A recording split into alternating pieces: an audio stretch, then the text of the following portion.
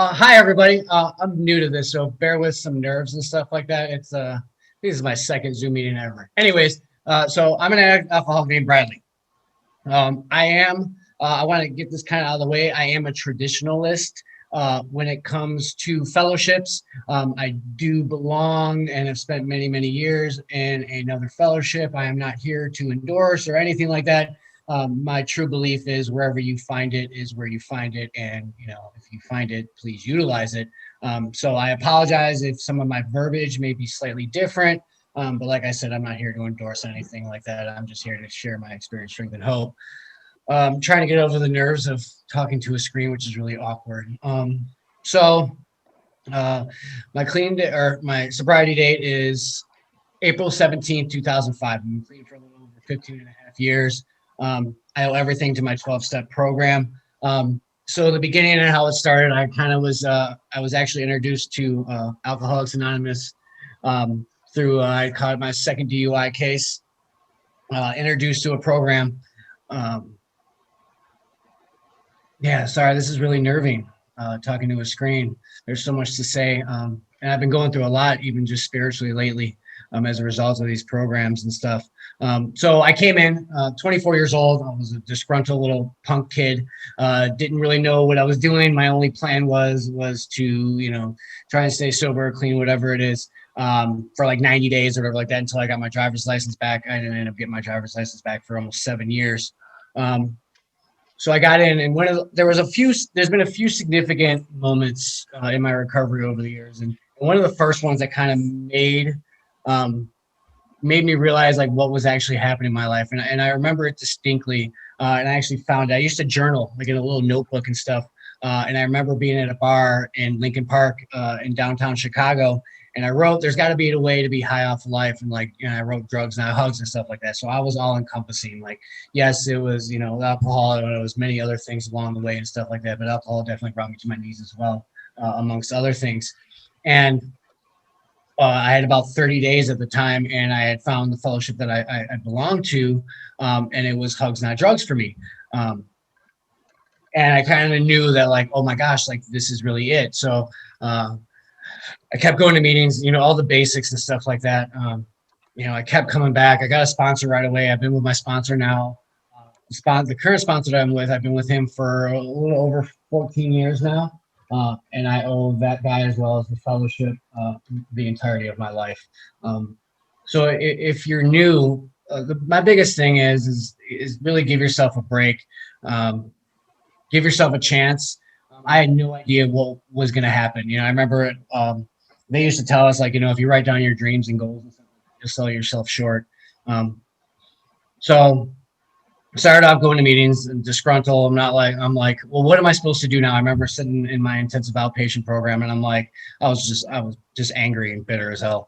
And I was like, all right, well, what am I supposed to do now? You know what I mean? Because like I had all these things that I thought defined me, and that was me going to the bars with my buddies and stuff like that. I was a skateboarder back in the day and stuff like that. So I hung out with that type of crowd. And I remember asking my counselor, I was like, well, what am I supposed to do now? Like very angrily, like, what am I supposed to do? Like, this was who I thought I was at that time. Now looking back, I had no idea who I was. And she's like, well, drink coffee. And I remember at the time, I was like, I hate coffee. Fast forward, I think I had like 90 days or so. And it was the first time I genuinely smiled. And I was drinking a cup of coffee with a couple of members that I had met at a meeting that night, and they took me out for a cup of coffee. And to me, it was so significant. And then after that, it was just like an exploration. Like the beauty for me, of not using or anything more, not drinking, whatever, has been like just like self-searching and stuff like that. Like I've been able to, look at myself and like who I am and what do I want to become and all these things. And if it wasn't for, surrendering, admitting that, I had a problem and stuff like that. I love 1, 2, and 3, just personally. And then, turning my will over and stuff like that, getting into the nitty gritty of me, like in 4, I think the hardest part in 4, which is kind of ironic, was I remember going over with my sponsor, and, I go through all the bashing of myself, you know what I mean? Like, all my defects, like that was really easy for me to do. Like, oh, I'm this kind of person. I've done this. I'm a jerk and stuff like that. And my sponsor's kind of, chuckling with me and stuff. and he shared his, his experience and stuff like that, and his stories and stuff like that. The hardest part of step 4 for me, which is funny, is the assets. And that was a hard thing for me to swallow, because I remember I wrote them down, and even in my step working, I wrote that I'm compassionate, but I'm a nice guy, but, and everything was but. And my sponsor just looks at me directly. He's just like, listen, man, he's either you are or you're not. And that was like a really difficult thing. I remember, with one of my early sponsors within my first year, when I tried looking in the mirror, he's like, tell yourself that you love yourself. And like, I remember, and I still struggle with it today. As life happens, like, I wish I can say that this, like, program completely changes everything, and there's never been any like downfalls for me. There's been lots of dark times in my recovery. The fact that as long as I don't pick up one day at a time, like, it's constantly gotten better. One of the biggest skills that I've actually learned in the program is to actually kind of have a sense of humor. I've been through so much ups and downs. One of the big ones, and the reason why I say, like, especially like going to meetings and stuff like that. Hopefully you guys stayed in, I'm not sure if you guys stayed in your fellowship, but meeting makers make it. If I wasn't going to meetings as a newcomer and stuff like that, and I'm still a newcomer to this day, I've just had some different experience, like a lot more experiences than others may have had, or vice versa. The reason why I still keep going to meetings is because I need to start hearing and continue to hear what people are going through, because God forbid I ever go through that. I need that hope. So there was a time a few years ago, and I've been going to meetings, I was shutting my mouth, like I'd share, I'm struggling this and that, or, just talking about life on life's terms type stuff. And I always remember hearing, people going through losing a family member. And I remember in my first step, it asks at the end of ours, I'm sorry. Again, I apologize on that. I'm trying to keep it as vague as possible in that. It says at the end of ours, you have any reservations? Something that would make you drink again. And for me, and I legitimately wrote it down. I was like, the loss of my parents were my only reservations. And I remember, walking through that with my sponsor and stuff like that, and talking about it until that day actually came. So I buried my father 13 days before my 8-year anniversary. And I'm not going to say like, oh yes, and I'm entirely grateful for the program, because it helped me get through it. And because I was attending meetings as much as I had in my early recovery, I knew that if other people can do it, so can I. And the reason why I share that is because if no one shared it for me, I wouldn't have known that I could have got through it too. It was not easy. I remember sitting on my hands, because I live in Arizona now. I've been out here like 7 years. And I was back home in Chicago, so I know all my old people. I got sober, clean, whatever, in the western suburbs of Chicago, and I'm back home, and I got this like high emotional state of like, the whole reason, for my drinking and using and all that stuff was like to escape these feelings. And now I had this like real prominent, in-depth like feeling that I just didn't want to feel. I'm not going to say that like I didn't think about using, drugs or alcohol that entire night. That entire week I was on the phone with my sponsor. Thankfully, my sponsor came out. I made a couple meetings and stuff like that. I was real fortunate and blessed in the program and stuff, that I was fortunate enough to have made amends to my father prior to passing. So my dad, and I hated my dad's guts. Anybody knows that me, like, people that know me real personally, like, it was a really rocky road growing up with my father. And my dad would still show up. He showed up for my 1-year anniversary, my 2-year anniversary, my 3-year anniversary. And I just despised him. Like, I almost cringed when he showed up. And here I am then. I remember the last time when I made my amends, he died from leukemia, and he was kind of coming up and out of it a little bit. And I remember walking around the block. My spirituality ranges from like nature. So I love being outdoors and stuff like that. So I had this beautiful experience where I get to walk around the block with my father a couple times, and I took my ownership and I made my amends and stuff like that. And I remember on his, so I went and saw him a week before he passed, and I was like, oh, I'm not going to come out there. You know what I mean? Like, you'll be fine or whatever like that. He's like, no, I really need you to come out here.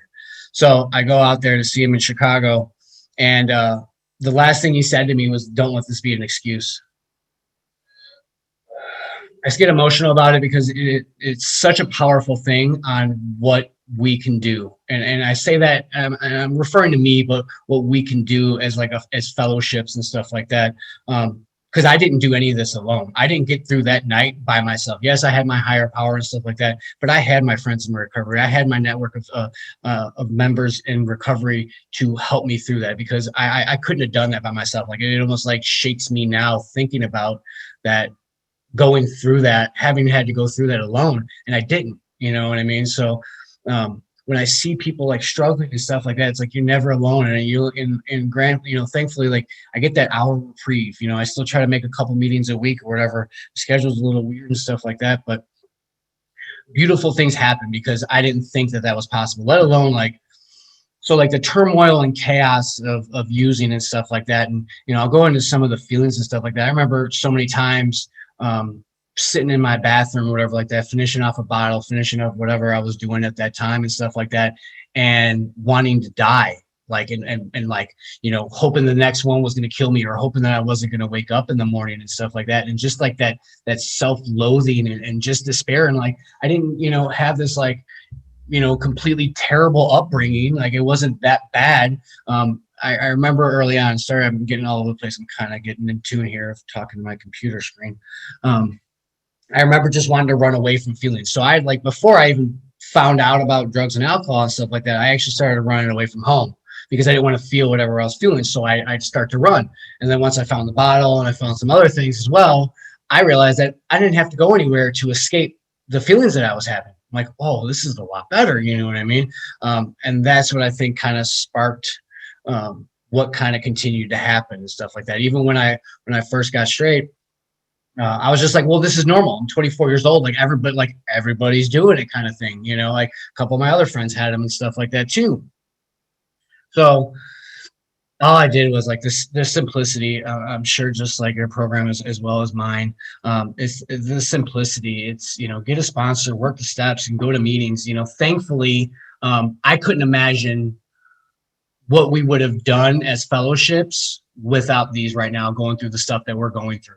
I'm with a heavy heart at some point that I don't know what would have happened if I had made the decision to stop, drinking and using or whatever like that, and gone to a meeting and that damn door was locked because of a crisis that we're going on through. So I am entirely grateful. Thank you, Christina, for, chairing the meeting and stuff like that and being of service. And if anybody else is doing service, thank you for your service and helping keeping these rooms open, because I don't know if I'd be here if that door was locked that day, and I can't imagine how many, addicts or alcoholics and stuff like that we have lost over this last, whatever the year or so that we've been going through this pandemic and stuff like that. And, it's nice that at least in Arizona, we've slightly started to open up a little bit, which has been great. But that person that may not have that opportunity, and I don't like to think that, because of someone else's misery that that's the reason for my gratitude. And it is no means not, because people were still showing up and unlocking doors for me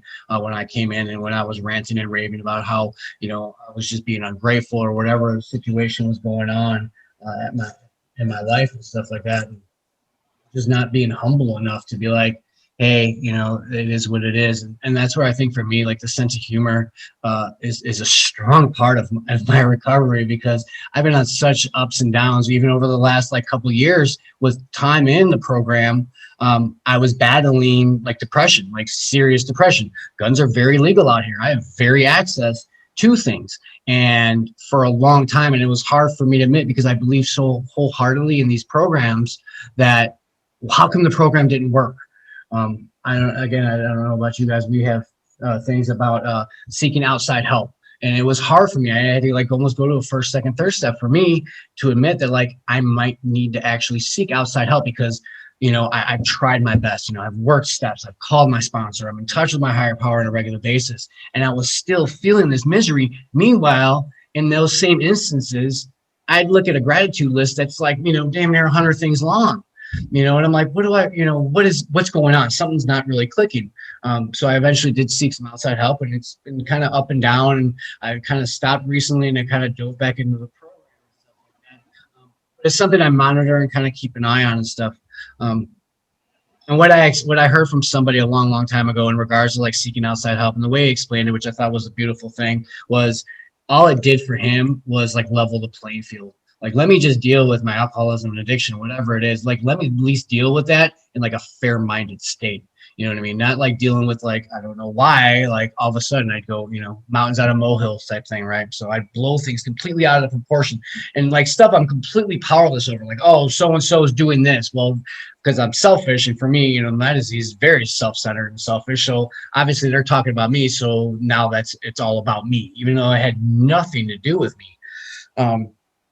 So another instance, another beautiful thing that I had happened. There was a big choice I had to make. So I had 7 years, and I just got my driver's license back. So I was like 34, I think 33, something in my mid 30s. And I remember sitting at the MVD with a bunch of these little 16-year-olds with this like little like smirk on my face, like I'm all excited, like these little kids are too. I'm like, I'm getting my license back. That was another one of those pivotal days in my recovery. At that point, I had a choice to make. Because the whole reason why I got introduced to the 12-step program was because of my arrest, which I lost my license for. Um, so here I am, I had 7 years at that point, and I'm sitting there with my driver's license, and I had like kind of a heart to heart with my higher power. I even called my sponsor about it. I was like, okay, what do I want to do now? I'm completely off of paper. You know what I mean? Like, this is the whole reason, why this whole 12-step thing started for me. Like, what do I want to do?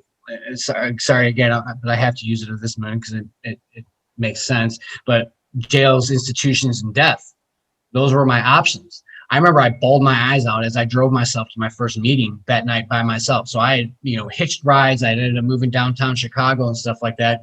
And, I was grateful for all the members that have, taken me to as many meetings that I'd been to in early recovery. And I drove myself to my first meeting, and I cried my eyes out. Like, that was kind of like another one of those like solidifying moments in my recovery where like, no, this is what I want, and this is what I need to do to maintain it. It's goosebumps, like the power. And like, I still, I was just at a meeting out here the other day, and 15 and a half years in, and I still like sat in this meeting with a bunch of people and stuff like that. And I was like, I have no idea what is going on. You know what I mean? Like, I know the simplicity of the programs for me. Going to meetings, working steps, calling your sponsor, and don't pick it up no matter what. But like, beyond that, my sponsor's big thing for me has been the road narrows. I can't, and through working steps and getting in touch with my higher power and stuff like that, there's not a lot of room for me to kind of get away with stuff anymore.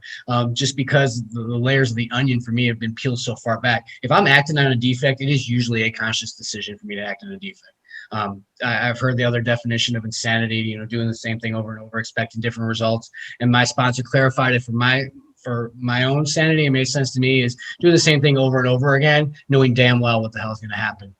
So when I act out on defects, I usually know what course is going to take. And so the way my disease works, and works for me, like, it can't just like tell me like, oh, go pick up a bottle today, go pick up today. Like, it can't hit me like that. The way my disease works today is it hits me on the back door. It says, hey, why don't you go mess something up in your life? Like, I like to shop. I don't know if you can see, I have a whole bunch of crap ton of tools behind me. My disease tells me, go do something stupid, and you'll start to convince yourself that using is a good idea or drinking is a good idea. So still to this day with that time, like, I still have to remain diligent because it doesn't hit me direct. My disease tells me to pick up a bottle and go off for the night with, and I've learned to have, friends inside and outside of the program, that like, why do I want to go, I got to stay diligent. I don't want to go do that because I have to remember like what's at stake. And it's not necessarily all the materialistic crap that's behind me. It's the fact that I don't feel like dying today. I kind of like myself for the most part on most days. I'm not perfect. I'm not a saint by any means, and I still make mistakes and stuff like that. But do I want to give those things up for one more? And I've seen a lot of one mores never come back.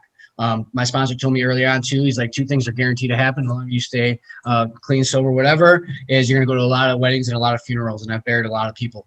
And I've also been to a lot of weddings, which is very beautiful, but it's very, very split. I mean, I remember sitting in meetings with people, and I've been at their funeral a week and a half later, like, so this thing is, thank you again for hosting this meeting. Like, this thing, what at least takes in my head doesn't want me to keep moving forward. For the longest time, and kind of like where I'm at today is I had this like big fear of success. Don't know what it is. Like, I know I've like gained success, like spiritually and kind of mentally by being in the program and stuff like that. But now once I try to start to take those principles that I've learned in the program and try to apply them to life, brought upon a new fear. So I've been battling this. Like, I have an anger issue that I've been working on for years and years and years, which has gotten me fired from jobs, gets me promotions passed up and stuff like that because I couldn't figure out how to shut my mouth. So the current situation I'm in, I actually managed to shut my mouth for a year and took a promotion. So now I'm like, okay, my sponsor always jokes with me too, be careful what you ask for. So I asked to be, I was like, hey, I got an education a couple years ago, a tech certification, and I got into an industry which will utilize that, which is awesome. And now that I got it, I'm like completely scared again. Like, I'm just like, oh my gosh, now I'm like, call my sponsor, like, okay, how do I deal with this now? So, and my sponsor, Sober, whatever, I think like 35 years now. So he still has something. Like if you don't have a sponsor, find someone that has like what you want. Like my sponsor still has what I want. That fool will still go into meetings with his tail between his legs and talk about what's really going on in life. You know what I mean? He talks about the good as well as the bad. He also kind of knows his surroundings and stuff like that. And I love him to death. Been the greatest human being in my life. They told me early on too, the three, best relationships to develop is the one with yourself, the one with your higher power, and the one with your sponsor. And I kind of drilled those into my head. I built that relationship with my sponsor for many years now, and I built that relationship. Me and my higher power work really well for me. You can call it whatever you want, talking to yourself, whatever, God, whatever, book you're reading or whatever like that. But again, going kind of back to the sense of humor, I tell my higher power knows what's inside, right? So he knows how I'm feeling or whatever like that. So I just talk to him as he knows. So I'll tell him flat out, like, dude, I don't know what you're doing or what's going on. I do not like you right now, and I feel better because I know I have someone that and the way I've defined my higher power, and I'm sure is, in that fellowship as well, is loving, caring, and greater than yourself. So I know my higher powers and understand where I'm coming from and stuff like that. I don't feel that I'm not tested or anything like that, but I've definitely gone through stuff where I have to throw some principles in there. I got to practice patience. I got to practice compassion. I got to practice something that's going on, something I may be lacking on. My higher power is like, we're going to go through this right now. And I'm like, I'm not happy about this. I don't like you. I don't like what's going on or whatever like that. However, through third step, turning my will and my life over to the care of my God is my understanding, and in really having trust and faith in that process, know that like, okay, fine. So this one, I worked on some defects for a long time trying to deal with this anger issue at work and stuff like that. And it cleared up a little bit. I took a promotion. I wasn't in trouble. I barely missed any time off work. I just kind of learned how to manage my anger a little bit so it's not as noticeable. One of my favorite issues to deal with I've been around is justified anger. And what I've learned about justified anger is I don't always have to tell people my opinion. And that's been a really hard part for me to do, is just to learn how to keep my mouth shut, whether I'm right, wrong, indifferent, whatever it is. But sometimes it's just not worth the argument. And I've argued a lot. And like I said, I've lost jobs as a result of it. So sorry, I got like trick-or-treaters. I'm in my garage and kids are running around goofing off. But those like the little things. It really is the simple things. There was actually a song a long time ago that I heard, and it said the only way to gain self-esteem is by doing esteemable acts. And I think where it's at now, so I'm going to turn, it's weird. So I got clean at 24 and I'll be 40 here in a couple of weeks, which is, so I've been going through kind of like a lot of reflection on life. Like what has happened, where are some of the things that I feel like I'm still struggling with in my life and my recovery, like, and the beauty of it is that I can continue to work on these things. Like, what do I want? I do like bucket lists every year, you know what I mean? Like all these things that I thought were impossible. I moved across the country. I bought a house. I didn't know how to do that. And the beauty is I didn't know how to stop drinking one day at a time either. So, and I learned how to grow that. A fun story for me, I moved out here. I used to be a cyclist. I used to deliver Jimmy John's sandwiches on a bicycle in Chicago for a few years. And when I lived in Chicago, I had literally had this like little yellow toolbox, like this big, with like a couple wrenches in it to change a flat tire. And this is just like my recovery. So when I was new, I had a couple tools. It was mostly a hammer and a nail because I just like to screw things up, just beat the crap out of it until it worked out. So when I moved out here, I got into motorcycles. And I ended up going, I had some friends I started working at. I was like, I fell in love with it. I ended up going to MMI, Motorcycle Mechanic Institute. I got a tech certification. And now, and it's funny that the way it works, at least for me, like personally, because it just kind of makes me giggle. Now, when I look at my toolbox is, this tall and full of tools, and I know how to use the right tool for the job. So I know when I'm going through, because I need meetings all the time. I need meetings, good days. I need meetings, bad days, because sometimes I can go both sides where I can get, very egotistical and stuff like that when life is going really good. And I can get really down and depressed and self-loathing and stuff like that when it's bad. And obviously I tried my best to try and maintain this kind of balance. But the way that I've grown from that little yellow toolbox to having all these different tools for all these different situations, the better I've continued to be. And then that's all I strive for. As long as I make it to bed tonight without putting anything in my system, like it's a success. I can work on things. I think today went pretty well. I haven't really done any kind of 10-step inventory on the day yet. But I feel pretty good. I'm still a little weird that I'm still talking to a screen and I don't know where to look. Hopefully I'm not talking that long. But again, so if you're new, hopefully you guys are open up. I see you guys are from kind of all over the country, all over the damn world. Hopefully everybody's healthy and safe out there. Please keep those doors open. You know what I mean? I think I heard a couple people in this meeting when they were talking that had some time and stuff like that. Thank you for keeping these rooms open. I wouldn't have the sanity that I have. I don't care about this stuff. It's what I feel in my heart. It's what I think now. Those are the most valuable assets that I have, and those I am not willing to trade for anything. So I want to thank, and even in your fellowship as well, I am a close cousin of you guys. And if you guys didn't get started and stuff like that, I wouldn't have found what I found. So I don't care what it ends in. Find one, get a step, get a sponsor, show up to meetings, keep working steps and stuff like that. Like that's what it is for me. That's what I continue to be. I'm just so humble with the fact that like it can still get to that simple of a program for me for as long as I've been around, that I still know it was embedded in my head. Just keep showing up. Just keep showing up. I had no idea. I still don't know how this works. I talked to a bunch of people in a room, an hour a day, a couple days a week or whatever like that. And for some miraculous reason, I actually feel a little bit better about myself. I've learned how to deal with things without, sitting there with a bottle or sitting there with a drug or whatever and trying to escape these feelings. Granted, all the time, I don't like the feelings that I have. There's other times where I really like the feelings that I have. I'm like, wow, I kind of want more, but got to wrap it up, Brad. Okay, I'm sorry. So thank you for your time. I was kind of wondering on my time. So that's all I got. Thank you for letting me be a part of your meeting tonight.